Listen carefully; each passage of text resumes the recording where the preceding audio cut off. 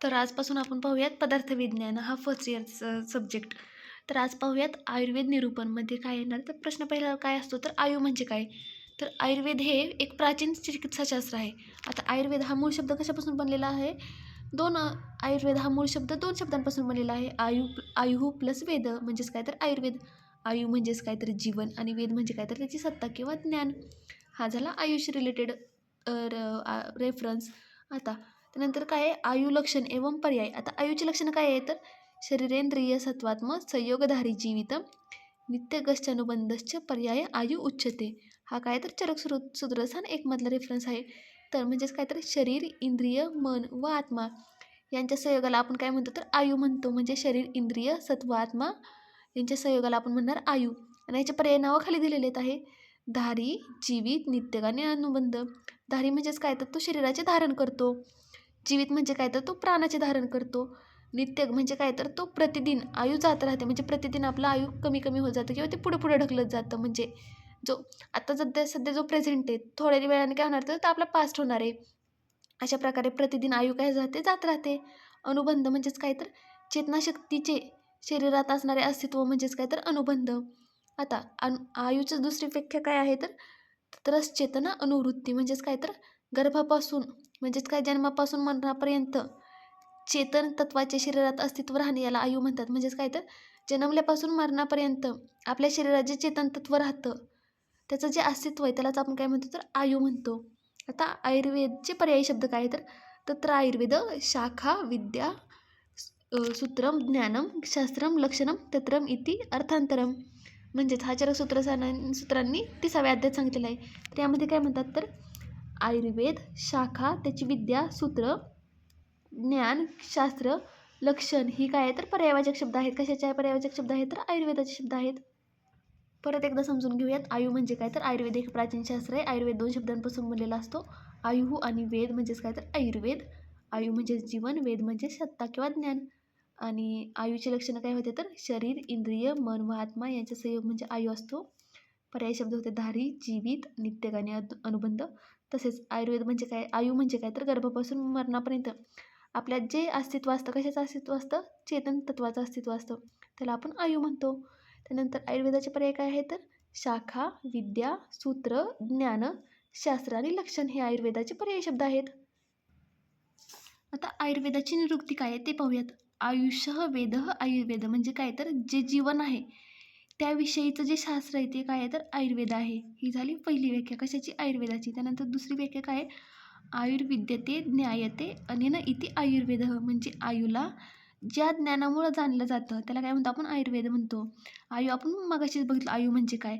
आता ते जे आयु आहे ती कशामुळे आपल्याला कळती, तर ते आपल्याला कळते आयुर्वेदामुळं.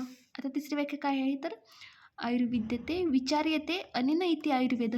म्हणजे आयुचा ज्याच्याद्वारे विचार विनिमय केला जातो आपल्या शरीरातील, आपण जी आयु मगाशी डिस्कस केलं होतं त्याच्याबद्दल जो विचार विनिमय म्हणजे डिस्कशन ज्यामध्ये केलं जातं तो काय आहे, तर आयुर्वेद आहे.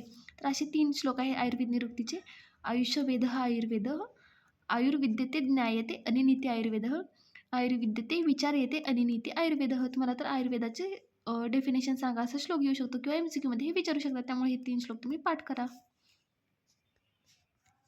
आता आयुर्वेदाचे लक्षण किंवा प्रकार म्हणू शकता, तर हे इम्पॉर्टंट आहे. आता याच्यामध्ये काय दिलेलं आहे, तर हिताहितम सुखम दुःखम आयुस्तस्य हिताहितम मानम च तच्च यत्रोक्तम आयुर्वेद स उच्यते. म्हणजेच काय, तर हितकर आयु, सुखकर आयु, दुःखकर आयु आणि अहितकर आयु असे काय, तर 4 प्रकार दिलेले आहेत.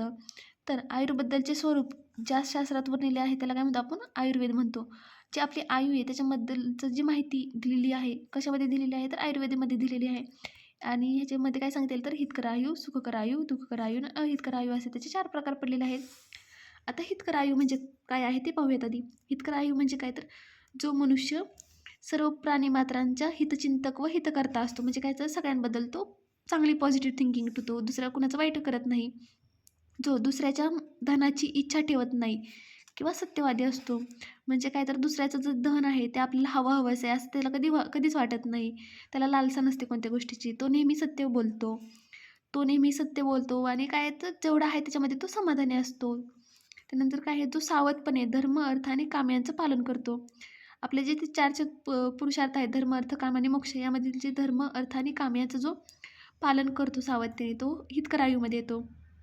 त्यानंतर जो नेहमी वृद्ध व्यक्तींची सेवा करतो, क्रोध, राग, द्वेष या आवेगांचे तो धारण करत नाही. तसंच जो नेहमी प्रत्येक काम विचारपूर्वक करतो आणि जो नेहमी जे कोणतेही कार्य करतो त्या सर्व कार्यांना स्मरणपूर्वक ध्यानात ठेवतो, हा कोण झाला तर हितकर आयु झाला. तर त्याची लक्षणं काय आहे तर सर्व प्राणीमात्रांचं हितचिंतक आणि हितकर्ता असतो, दुसऱ्याच्या धनाची इच्छा ठेवत नाही, सत्यवादी आहे, सत्य बोलतो, समाधानी आहे, धर्मार्थ आणि काम यांचं पालन करतो, वृद्धांचा आदर करतो, त्यांची सेवा करतो, राग द्वेष क्रोध वगैरे इत्यादी मानसभाव त्याच्यामध्ये नसतात आणि नेहमी काम विचारपूर्वक करतो आणि जे कोणते कार्य करतो ते कार्याचं स्मरण करून ते कार्य करतो ध्यानात ठेवून. तर असे आपले आहे हितकर आयु. आता पाहूयात अहितकर आयु. तर अहितकर आयु म्हणजेच काय तर हितायुताच्या विरुद्धातील सर्व लक्षणे ही अहित आयुची असतात. आपण आता जे हितकर आयु बघितली त्याच्या विरुद्ध सगळी जी लक्षणं असतात ती अहितकर आयुची असणारे. म्हणजे तो सत्यवादी नसणारे, प्रत्येकाचा राग द्वेष तिरस्कार करणार, धर्मार्थ कामांचं पालन नाही करणार वगैरे इतर ज्या गोष्टी होतात त्याच्या सगळ्या अपोजिट गोष्टी करणार तो. आता त्यानंतर काय येणार तर सुखकर आयु येणार. सुखकर आयु म्हणजे काय तर इच्छेनुसार ज्याचे प्रत्येक कार्य हे सफल होतात अशा मनुष्याच्या आयुष्याला काय म्हणतात तर सुखकर आयु म्हणतात. म्हणजेच काय त्याला जी इच्छा आहे त्या सर्व इच्छा त्याच्या पूर्ण होतात आणि त्यानुसार त्याचं जीवन चाललेलं असतं. म्हणजेच काय तर सुखासुखी त्याचं आयुष्य चाललेलं आहे. आता याचं लक्षण काय येणार तर जो मनुष्य शारीरिक व मानसिक रोगरहित आहे, म्हणजेच काय तर त्याला कोणताही आजार नाही, रोग नाही कोणताही. जो मनुष्य यशस्वी, पराक्रमी आणि पुरुषार्थी आहे. त्यानंतर काय आहे ज्ञान आणि विज्ञानाने संपन्न आहे, ज्याच्यामध्ये ज्ञान आणि विज्ञान भरपूर आहे. त्यानंतर काय आहे जो सर्व प्रकारच्या धनसंपत्तीने युक्त असतो, प्रत्येक प्रकारचं धन त्याच्यामध्ये अवेलेबल त्याच्याकडे असतं आणि ज्यांचे इंद्रिये आपल्या स्वविषयाला ग्रहण करण्यास समर्थ असतात, हा काय येणार तर सुखकर आयु येणार. म्हणजेच काय तर जो इच्छेनुसार त्याला फलप्राप्ती होते, सफल होतो तो सुखकर आयु. त्याच्यामध्ये शारीर आणि मानस रोगरहित असणार, यशस्वी, पराक्रमी आणि पुरुषार्थी असणारे, ज्ञान आणि विज्ञानाचा तो संपन्न असतो आणि जो सर्व प्रकारच्या धनसंपत्तीने युक्त असतो आणि आपले इंद्रिय म्हणजे स्वविषय ग्रहण करण्याची ताकद त्यांच्यामध्ये असते. तर असा कोणता येणार तर सुखकर आयु. आता दुःखकर आयु पाहूयात. दुःखकर आयुमध्ये काय येणार तर सुखकर आयुच्या विपरीत लक्षणं म्हणजेच काय तर दुःखकर आयुच्या. आता आपण जी वरतीची पाहिली ती सगळे सुखकर आयुचे होते. त्याचे अपोजिट जेवढे काही लक्षणं असणार आहेत ते असणारे दुःखकर आयुची लक्षणं. म्हणजेच काय तर तो मनुष्य नेहमी आजारी असतो, त्याच्या इंद्रियाचे कोणत्याही विषयाचे ग्रहण त्याला लवकर होत नाही आणि ज्याचे शरीर काय तर कमजोर आहे. आपण मगाशी बघितलं होतं शारीरिक आणि मानसिक रोगरहित होतं, तर इथं काय तो आजारी असणार आहे आणि वरती काय होतं तर आपल्या स्वविषयाला तो ग्रहण करू शकत होता, ते समर्थ होता. तर इथं तसं नसणार आहे, ज्याची इंद्रिये कोणत्याही विषयाचे ग्रहण करू शकत नाहीत लवकर, तर ते काय असणार आहे तर दुःखकर आयु असणार आहे. आता या व्हिडिओचा लास्टचा पॉईंट पाहूयात. आयुर्वेदाचे उद्देश काय म्हणजे प्रयोजन. तर आयुर्वेदाचं प्रयोजन असं असतं स्वस्थस्य स्वास्थ्यरक्षणम आतुरस्य विकार प्रशमनम च. म्हणजेच काय तर स्वस्थ व्यक्तीच्या स्वास्थ्याचे रक्षण करणे आणि जर आतुर म्हणजेच काय तर रोगी व्यक्ती, मग रोग झालेल्या व्यक्तीचे काय करायचं रोग दूर करायचं म्हणजेच काय तर रोगाचं प्रशमन करायचं. तर हे आयुर्वेदाचा उद्देश आहे. मग आयुर्वेदाचा प्रमुख उद्देश काय तर स्वस्थ व्यक्तीच्या स्वास्थ्याचे रक्षण करायचं आणि रोग झालेला व्यक्ती असेल तर त्याचा रोग दूर करायचा. म्हणजेच स्वस्थस्य स्वस्थ रक्षणम आतुरस्य विकार प्रशमनम च. आय होप तुम्हाला हा व्हिडिओ समजला असेल. व्हिडिओ समजला असेल तर चॅनलला सबस्क्राईब करा आणि तुमच्या बाकीच्या पण फ्रेंड्ससोबत शेअर करा. थँक्यू.